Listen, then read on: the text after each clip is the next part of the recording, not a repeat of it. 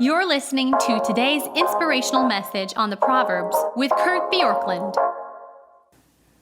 So the mother of Lemuel gives these instructions to him, and first she tells the young man what to avoid, and then in verse 8 and 9, she moves to what he should practice. She says, "Open your mouth for the mute, for the rights of all who are destitute. Open your mouth, judge righteously, defend the rights of the poor and needy." And this may not seem like a lot, but throughout Proverbs, you've seen this theme that says that somebody who is righteous, and this again is the words of Bruce Waltke, is willing to disadvantage himself for the good of the community, and somebody who's wicked will disadvantage the community for the good of themselves. And here again, you see this idea coming out again, saying, if you're going to be the kind of a young man who is virtuous, lives well, then you will be about speaking up for those who have no voice, speaking for the rights of those who have had their rights trampled on. You will be fair or righteous in all your dealings, and you will defend people who can't defend themselves. Now, those are lofty ideals. What does that look like in the era in which you and I live? Certainly, it would be fair just to say, well, I live my life, I try to do right by people, and when and if I have the opportunity, then I do something for the disadvantaged. One of the ways we've addressed this at Orchard Hill is simply by our mission giving, our Elios giving, which is about 10% of our budget. So every time you give $10 to Orchard Hill, one goes to a ministry or a place that has an outward facing or a social awareness to it.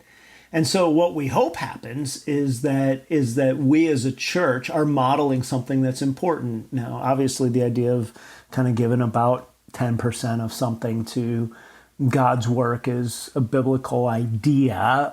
Whether or not that's binding for all time or not is something people have debated and is beyond our purview here.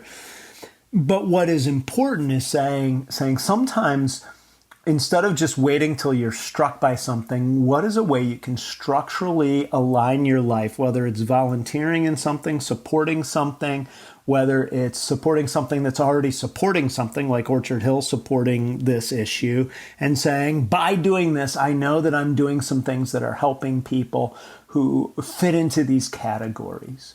Because I think that one of the ways that many people are filled with good intentions, but their actions don't always meet their intentions is because we say, well, I'll do it when I'm presented with it.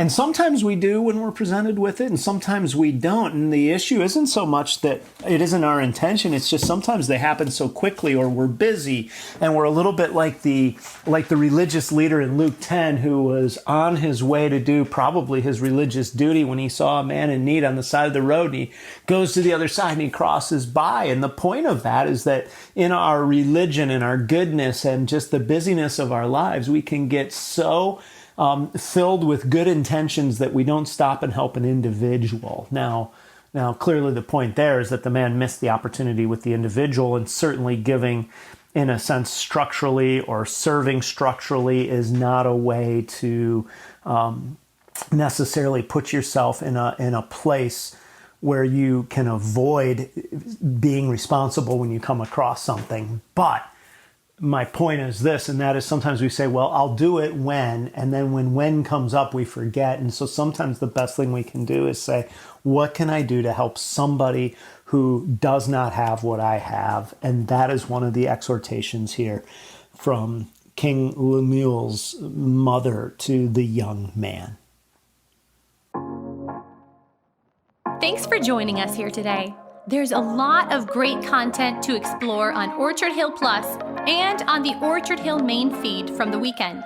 Have a great day.